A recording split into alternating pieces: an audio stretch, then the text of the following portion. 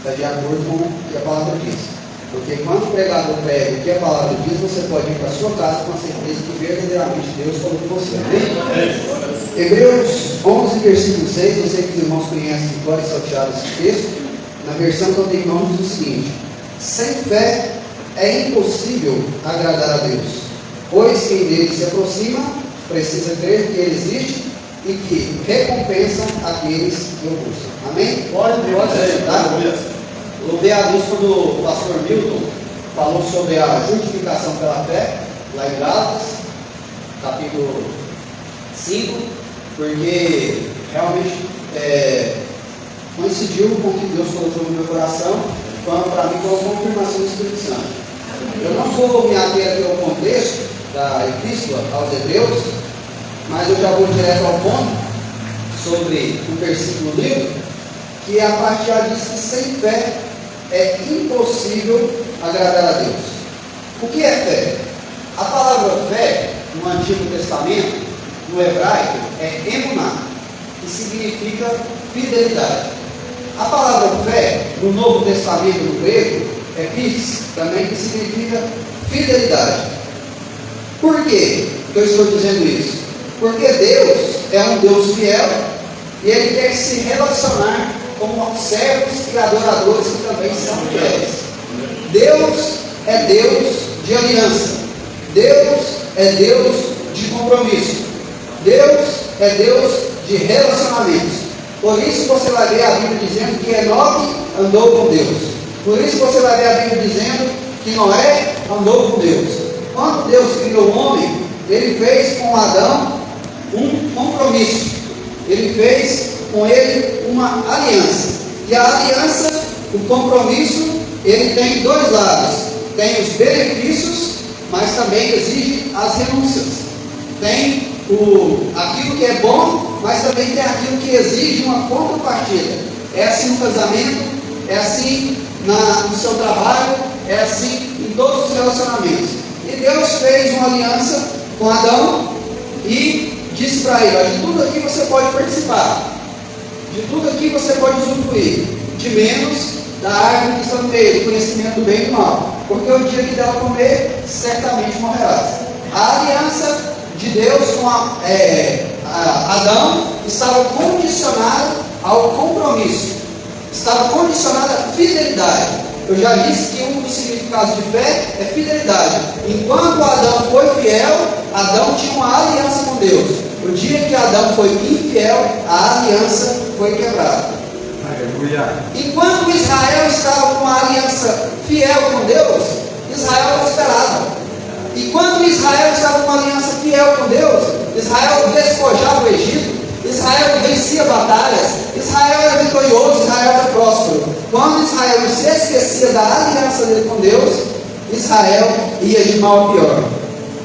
Aquele que reinava passava a ser escravo, aquele que era próspero passava a ser pobre, aquele que era feliz passava a ser triste, aquele que era para ser referência da fidelidade de Deus passava a ser motivo de escárnio e chacota. E isso nós vemos nos dias de hoje, porque hoje nós somos o Israel de Deus.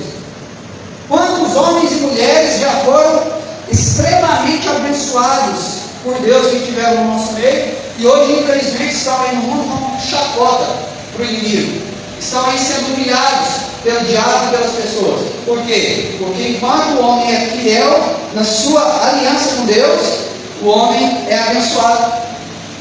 Quando o homem deixa de ser fiel na sua aliança com Deus, ele passa a sofrer as consequências. É a lei da semeadura. Quando o homem é fiel com Deus, como foi Daniel, não tem cobra de leões que o para. Quando o homem é fiel com Deus, como Davi, não tem urso, não tem leão, não tem gigante que o para. Quando o homem é fiel na sua aliança com Deus, como foi aqueles 3 jovens, não tem fogo 7 vezes aquecido que o para. Agora, quando o homem deixa de ser fiel na sua aliança com Deus, simples batalhas são perdidas, simples lutas são motivo de derrota. Então, sem fé é impossível agradar a Deus. Sem fidelidade é impossível agradar a Deus. Nós vivemos uma geração os benefícios da aliança com Deus, querem a cura, querem a prosperidade, querem a libertação, querem um casamento abençoado, querem um emprego abençoado, querem uma casa abençoada, querem a unção de Deus, porém, sem a renúncia que o compromisso exige. Assim como o relacionamento entre marido e mulher tem muitos benefícios, mas também exige muitas renúncias, assim também é aquele que quer ter um relacionamento com Deus. Tem muitos benefícios, mas também precisa renúncia. Geralmente, na maior parte dos casamentos, que uma das partes é casada, mas quer viver uma vida como se fosse de solteiro, sem respeitar a aliança, na maioria dos casos, esse casamento está fadado ao fracasso. E com Deus, 100% está fadado ao fracasso. Porque, embora Deus nos ame, Ele não abre mão dos princípios que Ele já predeterminou para relacionar conosco. Às vezes, uma mulher quer tanto o marido que ela se expõe ao ridículo, que ela se expõe a coisas vergonhosas para continuar na aliança. Deus não. Deus, Ele nos ama. Mas Ele não quer os seus princípios para se relacionar com ninguém. Não quer. Quem quiser se relacionar com Deus é dos moldes e do jeito de acordo com a vontade dele. Aleluia! E eu vejo muito isso. Nós também estamos ali com a obra em casa, e antes daquilo ali nós já temos, né, nós já temos, me fugiu a palavra aqui, nós já éramos acostumados a evangelizar, já tínhamos o costume de evangelizar, e eu vejo muito o seguinte: as pessoas, como eu disse, elas até querem ter uma aliança com Deus, mas uma aliança sem compromisso. Elas querem ter um relacionamento com Deus, elas querem ter uma fé em Deus, sem ser fiel a Deus, mas para elas é muito difícil largar a cerveja, elas não querem. É muito difícil largar os vícios, elas não querem. Elas não querem largar a pornografia, as festas, os botecos, a fornicação. Um caso que acontece muito no nosso meio evangélico, não estou falando aqui da DS, mas no nosso meio evangélico, é o seguinte: a mulher se torna viúva, tem uma pensão, e ali, se tiver alguém nessa situação, eu não estou falando diretamente para você, mas é uma situação que acontece para ilustrar. E às vezes ela quer participar das coisas de Deus, ela quer louvar, ela quer cantar, ela quer pregar, mas ela não quer abrir mão da pensão. Mas também não quer abrir mão de ser amaziada. Mas ela quer cantar, quer pregar, quer participar. Mas se ela largar a mão, ela quer largar da pensão e também não quer largar do marido. Para casar e ficar junto. Para casar e ter uma vida normal, perder a pensão. Então o que acontece? Ela quer as coisas de Deus, ela quer o relacionamento com Deus, mas não está disposta a abrir mão. Isso aí, irmãos, acontece demais em todas as áreas. Então, eu sempre falo para minha esposa: a fé nossa com Deus, ela é aquilo que o irmão falou lá em Gálatas 5 também, sobre as obras da carne e do Espírito. Muitas vezes, ou quase todas as vezes, eu tenho que abrir mão das minhas vontades para fazer a vontade de Deus, porque a vontade dele é melhor que a minha. Depois que eu fiz uma aliança com Deus, de quantos problemas eu já consegui me livrar? Porque antes, quando a pessoa tem uma velha natureza, você está andando na rua, alguém te dá uma fechada, dá uma buzinada, o velho homem quer o quê? Evitar, não é, Paulo? É evitar. Mas muitas vezes a gente fala assim: eu não posso fazer isso, porque eu sou um representante de Cristo aqui, eu vou envergonhar o nome dele. Então, fé significa também fidelidade, tanto no Antigo Testamento como no Novo Testamento. E para nós termos uma aliança com Deus, nós precisamos ser fiel. Aleluia. Esse é o primeiro ponto. Segundo ponto, sobre fé. Fé é acreditar na palavra de Deus por completo. Fé é acreditar na palavra de Deus por completo. Salmo 119, versículo 160. A soma das tuas palavras é a verdade. Eu sempre tenho o costume de dizer: quando é um versículo de bênção, ninguém quer saber para quem foi escrito, ninguém quer saber o que é a palavra no original. Você leu lá o Salmo 91, é para mim. Aquele que habita no esconderijo do Altíssimo, a sobre o pode descansar. Oh, glória! Tudo passa aquilo que me fortalece. Glória a Deus. Não quer saber nem do contexto. Agora, quando é um versículo que exige renúncia, a mulher tem que ser submissa ao marido. Não, isso aí é Antigamente, o marido tem que amar a esposa assim como Cristo amou a igreja. Não, isso aí não tem jeito, não dou conta. Quem quiser vir após mim, negue-se a si mesmo e tome sua cruz. Não, isso aí é para aquela época, hoje é pela graça. Não, irmãos. Fé é acreditar na palavra de Deus por completo. O Antigo Testamento é sombra do Novo. Você vê essa sombra aqui. Você não sabe que cor são as flores, mas você consegue imaginar que é um vaso com as flores. Ninguém vai imaginar que você tem uma sombra de um cavalo. Por quê? Porque ainda que você não vê perfeitamente, você tem uma noção. Então, na antiga aliança, na Páscoa para os judeus, o povo de Israel tinha que pegar um cordeiro e comer o cordeiro tudinho. Não podia deixar nada. Comer a cabeça, comer os pés, comer até a frissura do cordeiro. Por que isso? Porque o cordeiro simboliza quem? Jesus. Jesus é o quê? É o verbo, é a palavra. Então, isso aí são símbolos que nós não podemos servir a Deus só com aqueles versículos que são fáceis para nós. Nós não podemos servir a Deus só com aqueles versículos que nos agradam. Muitas vezes a Bíblia vai bater de frente com a nossa religiosidade. Muitas vezes a Bíblia vai bater de frente com aquilo que a nossa religião nos ensina. Aí nós temos que fazer uma escolha. Ou fica com a Bíblia, ou fica com a religião. Às vezes a gente vai evangelizar alguém católico e fala assim: minha mãe era assim dessa religião, minha avó era assim, meu bisavô era assim, meu tataravô era assim, meu pentavô era assim. E aí? O relacionamento de Deus é individual. Deus tem filhos, mas não tem netos. Aí nós vamos escolher o quê? Ficar com a Bíblia ou ficar com o que a religião diz? Aquilo que é pecado segundo a Bíblia, não adianta a Assembleia de Deus abrir mão e dar um jeitinho na reunião. Não, continua sendo pecado. Aleluia! Porque assim como comer o pernil do cordeiro é muito bom, a costelinha do cordeiro é muito bom, mas também tem que comer os pés, mocotó. É errado, né? Mocotó. Comer as vísceras, comer a cabeça. Glórias a Deus. Então, a soma das tuas palavras é a verdade. Apocalipse 22:19 vai dizer o seguinte: que quem tirar alguma coisa da palavra, uma vírgula, um tio que seja, vai ser tirado o nome de Deus do livro da vida. E quem acrescentar alguma coisa à palavra, vai ser acrescentada os flagelos desse livro. Aleluia. Então, fé em primeiro lugar é fidelidade. Fé em segundo lugar é acreditar na palavra por completo. Eu conversava com uma pessoa esses dias que eu amo demais. E eu falo para ela: você é uma pessoa boa, você é uma pessoa que gosta de ajudar, você é uma pessoa prestativa. Faz logo uma aliança com Deus. Segundo a palavra de Deus para você viver, segundo o que a Bíblia ensina. Aí ela falou assim: mas eu já tenho uma aliança com Deus, eu tenho uma aliança. Eu disse: como que você tem uma aliança com Deus, sendo que você acredita em reencarnação? Aí eu acredito. Assim, então está fora, porque a Bíblia não fala sobre isso. Você não pode escolher o texto e falar que ficar com ele e outros textos você rejeitar. A soma das tuas palavras é a verdade. A soma das tuas palavras. Então, nós precisamos renunciar à religiosidade, renunciar aos desejos da carne, para ter uma aliança com Deus, para ser fiel a Deus, porque sem fé é impossível agradar a Deus. Glória a Deus. Terceiro ponto sobre fé: embora a fé seja algo espiritual, a fé pode ser vista. Interessante isso, né?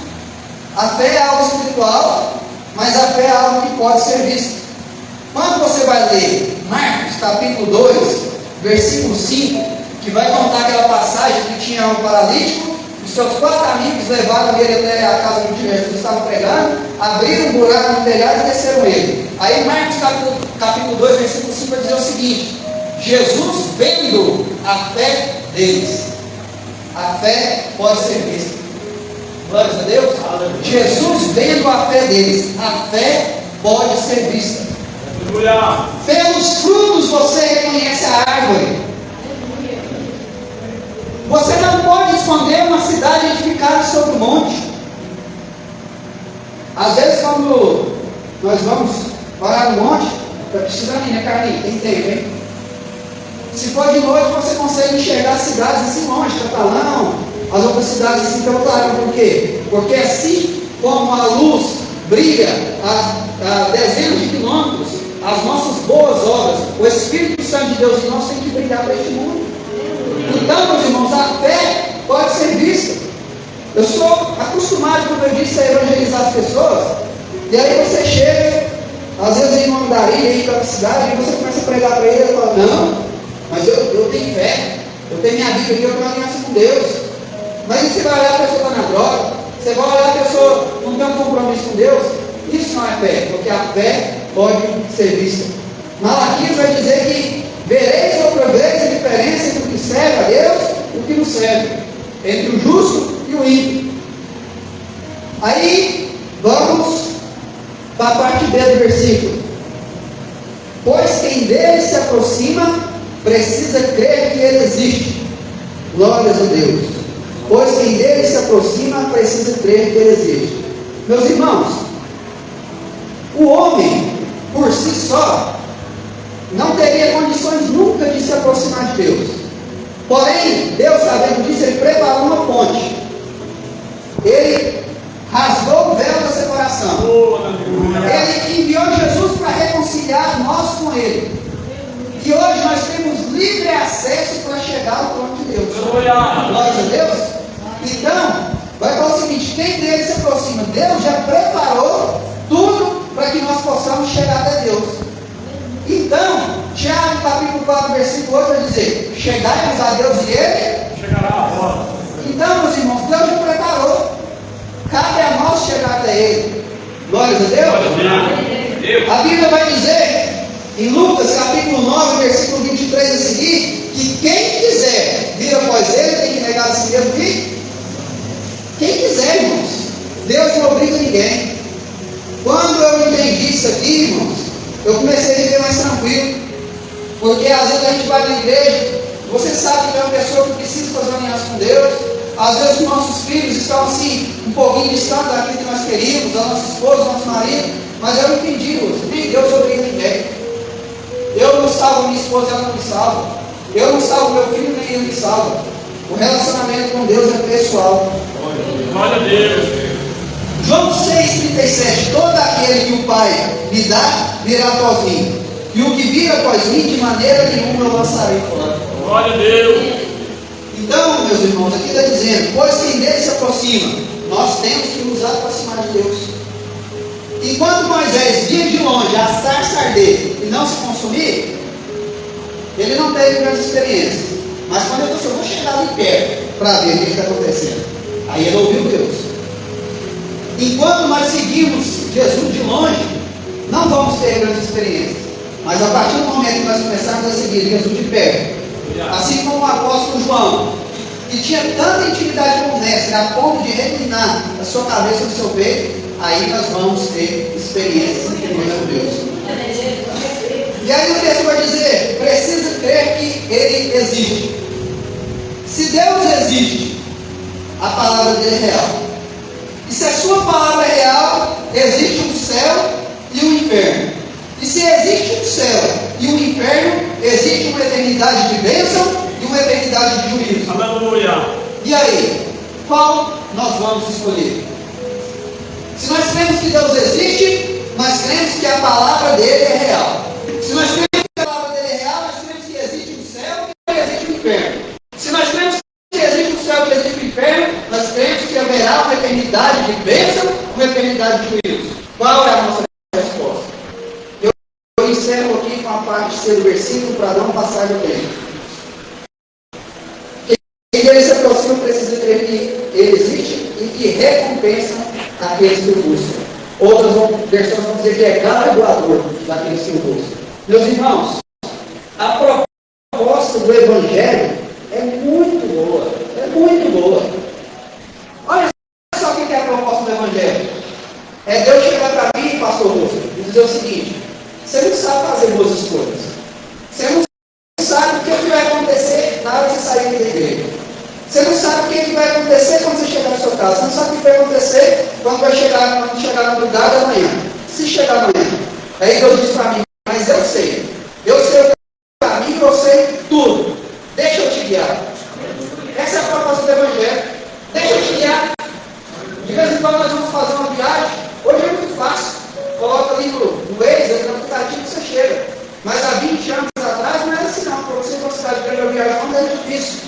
Aí imagina, você tem seu corpo no Espírito Santo. Vive aqui, vive ali, faz isso, faz aquilo. A proposta do Evangelho, irmãos, é muito boa. É Deus guiar a minha vida. A proposta do Evangelho é muito boa. É eu deixar os prazeres passageiros aqui dessa terra para ter prazeres eternos. A proposta do Evangelho é muito boa. É eu viver a eternidade com Deus no céu e escapar da eternidade de juízo no inferno. Agora você sabe o que realmente é o desafio? É você acreditar que isso é verdade. Porque quando você acredita verdadeiramente que Deus recompensa aqueles que buscam Ele, a nossa atitude muda. A nossa atitude muda. Eu falo uma coisa que eu vou pregar nos lugares, talvez eu falei aqui. Isso. Se o pastor... E eu vou dar um pix de R$1.000 para cada visitante não crente que vocês trazem na quarta-feira. Trouxe um visitante não crente, R$1.000 no final do culto. Trouxe 10 mil. Quarta-feira não cabe gente aqui. Não cabe. É verdade. 10 visitantes, 10 mil na conta? Pensou? Por quê? Porque às vezes nós acreditamos nas promessas do homem, mas não acreditamos nas promessas de Deus. Se Deus fala que quem coloca um copo de água não ficará assim sobre o galardão, imagina quem traz uma alma, que essa alma aceita Jesus. Então, a proposta do Evangelho é excelente, irmãos. A dificuldade é nós acreditarmos nela. Acreditar que é uma recompensa. Acreditar que é um céu. Porque quando a pessoa acredita que é um céu, não tem picuinha com o irmão que vai atrapalhar a gente cultuar. Quando a gente acredita que é um céu, não há dificuldade financeira que faz nós murmurar. Quando nós acreditamos que é um céu, não há tribulações aqui nessa terra que nos distanciam do Senhor. Então, o desafio nosso é acreditar verdadeiramente nessa palavra e que Deus é galardoador daqueles que o buscam. Eu agradeço a Deus essa oportunidade e peço aos irmãos, me adote em oração, a minha esposa, Davi, meu primogênito, Miguel, Manuel, nós estamos com uma obra ali, casa, estamos lutando ali também para fazer a obra de Deus, temos muitas revelações, eu preciso que vocês me adotem em oração juntamente com a minha família. Amém?